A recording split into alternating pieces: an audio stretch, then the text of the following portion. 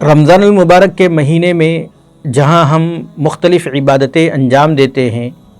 نماز تراویح کا اہتمام ہوتا ہے، فرض نماز با جماعت کے ساتھ اہتمام کرتے ہیں،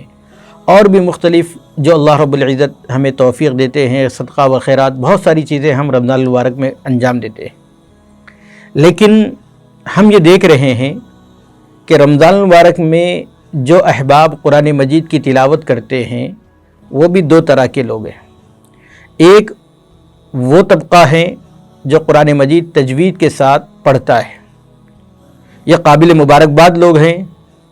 اور قرآن مجید کو یقیناً تجوید ہی کے ساتھ پڑھنا چاہیے۔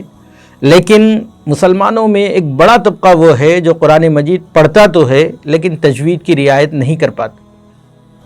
ایسے افراد کی خدمت میں عرض یہ ہے کہ ہم اپنے امام سے، جاننے پہچاننے والوں سے جو قرآن مجید اچھا پڑھتے ہیں، ان کے ساتھ بیٹھ کر اپنی تجوید درست کر لیا کریں۔ میں بچپن میں حضرت شاہ ابرار الحق صاحب ہردوئی رحمۃ اللہ علیہ جو مدرسہ فیض العلوم میں مسجد نور کے اندر آپ کا بیان ہو رہا تھا، مجھے یاد ہے کہ آپ نے ایک مثال سے سمجھایا کہ ہم جب بڑے افراد کو الحمدو سکھاتے ہیں تو وہ الحمدو پڑھتے ہیں، حالانکہ انگریزی میں ون کے بعد ٹو پڑھا جاتا ہے، ٹو نہیں پڑھا جاتا ہے۔ حضرت نے مثال سے سمجھایا تھا، تو وہاں پر ٹو پڑھا جا رہا ہے، ایسے ہی دو الحمدو، یہاں پر حضرت ہمیں بتا رہے تھے کہ الفاظ پریکٹس کرنے سے درست ہوتے ہیں، اس لیے قرآن مجید کو تجوید کے ساتھ پڑھنا چاہیے۔ اور پھر ایک تیسرا طبقہ وہ ہے جس کو قرآن مجید سے کوئی تعلق نہیں ہے، اور یہ امت کا بہت بڑا طبقہ ہے۔ یہ وہ طبقہ ہے جن کو اپنے کاروبار سے فکر ہے، کاروبار کے اندر مگن ہے، وہ چھوٹے موٹے کام کرتے ہیں، ان کو قرآن مجید کی تلاوت کا نہ شوق ہے نہ اس کی طرف رغبت ہے۔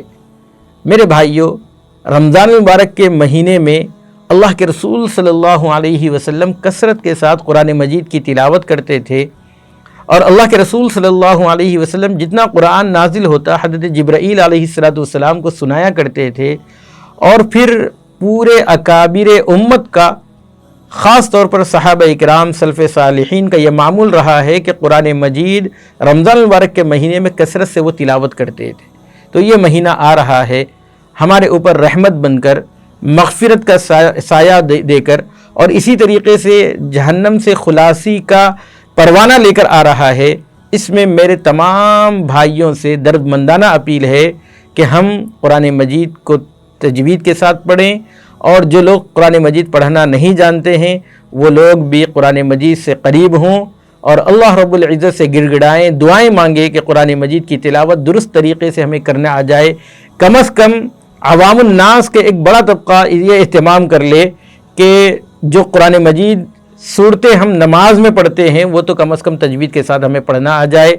آج غفلت ہمارے اوپر بہت طاری ہو گئی ہے، ہم دنیا کے اندر ایک سے ایک چیز جاننے لگے ہیں، اور آج تو انٹرنیٹ کا زمانہ ہے، ہم پوری دنیا کی سیر کر رہے ہیں، لیکن جو ہمارے گھر میں قرآن مجید جزدان کے اندر رکھا ہوا ہے اس کو کھول کر پڑھنے کی ہمیں توفیق نہیں مل رہی ہے۔ میرے بھائیوں، ہمیں چاہیے کہ ہم رمضان کے مبارک مہینے میں قرآن مجید سے اپنا تعلق بڑھائیں، قرآن مجید کی تلاوت کریں، اور جن کو تلاوت کرنے نہیں آتا ہے وہ تلاوت کرنا سیکھیں۔ مختلف محلوں کے اندر مسجد کے امام ہیں، اور وہیں سے اگر ہم شوق کا اظہار کریں گے تو ہر مسجد کے امام اپنے مصلیوں سے بہت والہانہ تعلق رکھتے ہیں، وہ آپ کے جذبے کی قدر کریں گے، یقیناً آپ کو قرآن مجید پڑھنا سکھائیں گے۔ اس لیے دیر نہ کریں، ہم عزم اور ارادہ کریں۔ اللہ رب العزت کی ذات سے امید ہے کہ اللہ رب العزت ہمارے اس عزم و ارادے کو شرف قبولیت سے نوازے گا، اور ہمیں قرآن مجید پڑھنا آ جائے گا۔ اللہ رب العزت ہمیں عمل کرنے کی توفیق نصیب فرمائے۔